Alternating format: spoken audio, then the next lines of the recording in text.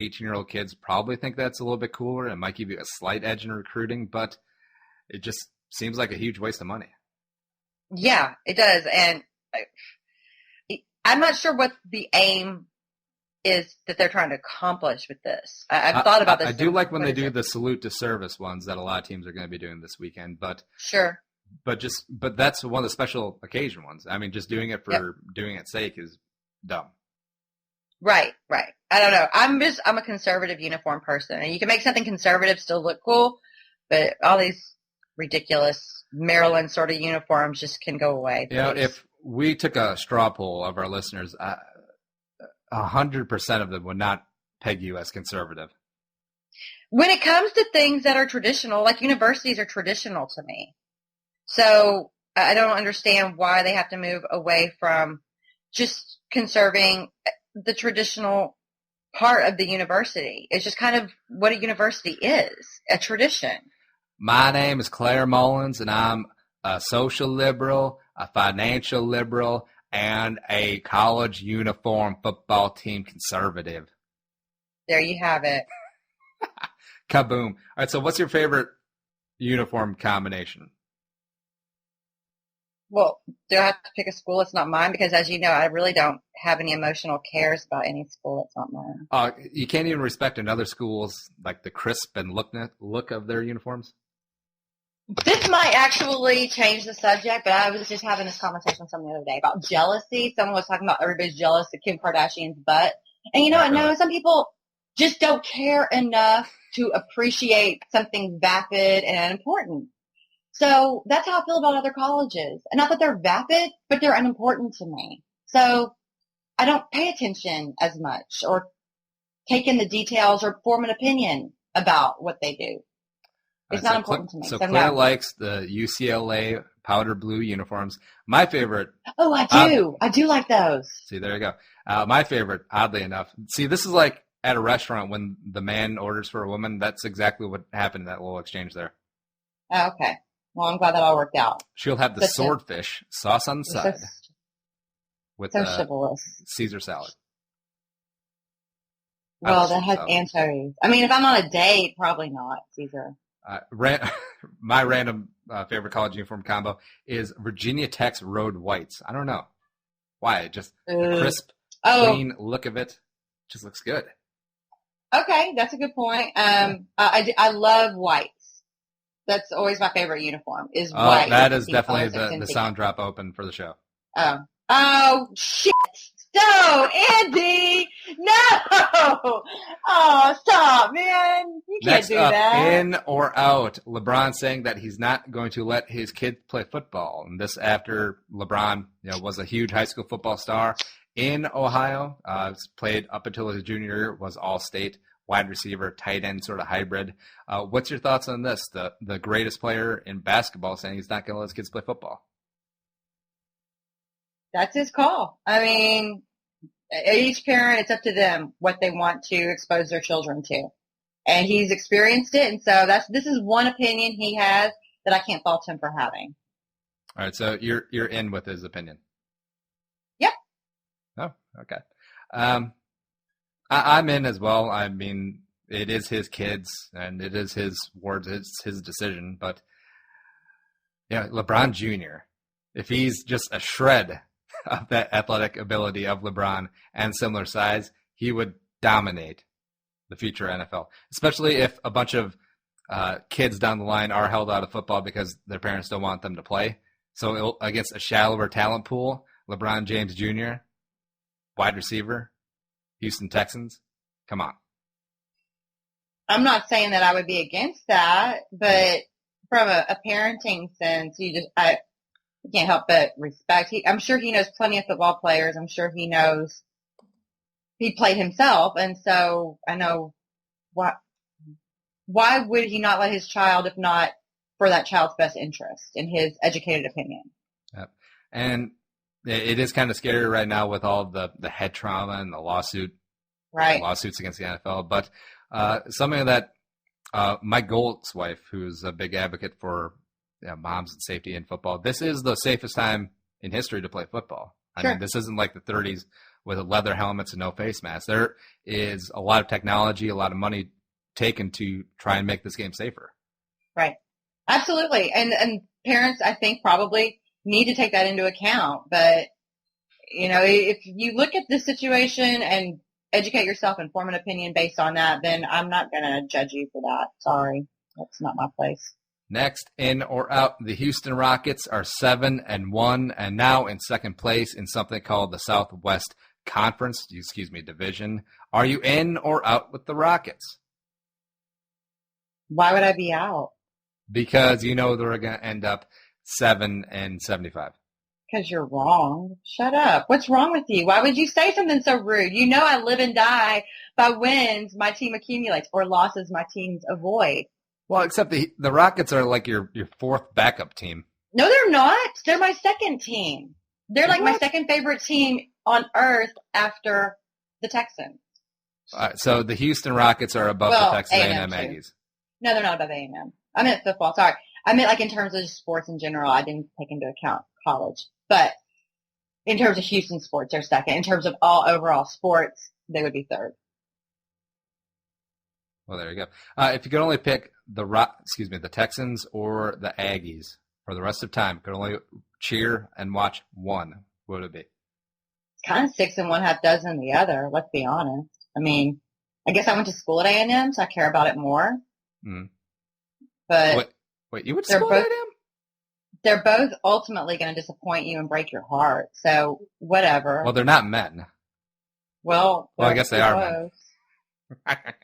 They kind of are. Yeah. So either way, I guess. I mean, since I went to school at A&M and my degree says Texas A&M and not Houston anything, I would probably go with A&M. All right. 2 items to wrap up, in or out. The second to last one, Derrick Rose comments about not playing, and then he went out and pulled a hamstring last night. He said this earlier in the week, quote, "I'm thinking about long-term. I'm thinking about after I'm done with basketball, having graduations to go to, having meetings to go to. I don't want to be in my meetings all sore or be at my son's graduation all sore just because of something I did in my past. I'm just learning and being smart," end quote. And this is all because he'd sitting out a couple of games early on in the season because of some soreness, some potential injuries. He just pulled that hamstring, and of course we know Derrick Rose's history with injuries. So are you in or out with his comments about think about life after basketball? Oh, I'm in with his comments. I mean, obviously, this is just another one of those, you have to trust that the person who made the comment is making, an educated comment and form their opinion by learning about the negatives and positives. So good for him for thinking long term. This is not your entire life. You're going to live several years on this planet beyond the time that you are a famous basketball star. And he is obviously injury prone, which would make you wonder, how much of this impact can his body take? But doesn't he come off as a little soft? No. Now, I'm in with the thought behind his comments. Like you said, they are human beings and have a lot of life after their respective sports. But I am out with it, and you just can't say this because public perception is going to be, it's not a concussion. It's not anything with brain trauma. It's knees. And everyone has soreness with knees. I'm sorry. Doesn't Greg Popovich do this like every third game with all of his starters? I mean, why is it so bad that Derrick Rose is simply acknowledging it? Just because Derrick Rose, I feel like his high profileness, his issues with injuries in the past, and just his kind of aloofness, like especially with contract negotiations with Chicago, his brother, who is like his quasi agent, leaking out stuff that's saying that, Derrick Rose doesn't have any help and things like that. So you don't like him and you want to give him something else that you don't like about him? And I think that's what this is. I think I'm not saying I don't personally like him. I'm thinking about just fans in general, like hardcore Chicago Bulls fans, where they saw Michael Jordan play through every conceivable injury. And now they have Derrick Rose, who they're paying all this money. Adidas is paying all this money. And now he's sitting out because his ankle's a little sore. I can see that logic. At the same time, not everybody is built like Michael Jordan was built, obviously. Who went to North Carolina and did not have an academic scandal. There you go. That's important. At least he's received a subpar education in full, it sounds like. There you go. Running along in the segment, but I just wanted to wrap up with Roker-a-thon. And Al Roker of the Today Show did a 34-hour-long weathercast to set the Guinness Book of World Record for longest continual weathercast. Are you in or out with this little nonsense? I got no problem. It didn't affect my life, so whatever. What's the longest that you've ever stayed up, Claire? What's the longest bender you've ever been on? Well, it wasn't a bender. It was more like cramming for school stuff. But probably like 28 to 30 hours. It's a long time. What are you doing? Studying, cramming, because, you know, I'm a slacker. Because you got a high-quality education in Texas A&M, so you had to cram. Sure did. Darn it. Please get degrees. And, Claire, what is your favorite English word? You've had a whole other segment to think about it. Yeah, because we haven't been talking at all. I've just been sitting here thinking about English words. You know what word I love? It's maybe not my favorite, but it's a good word. Cacophony. Cacophony. What does that mean? It's like a discordant sound. Like the gathering is like the clashing of a bunch of dropping of drums in a percussion session or something would make a cacophony of noise. Or cause a cacophony. Or something like that. Well, it's a cool word. What do you ever say, nerd? But we are cacawed out of this second segment. We'll be back for the second half of the Claire-vs-Carlson show. A little hired or fired and a little play or nay action. Should be fantastic stuff. Claire versus Carlson and BR.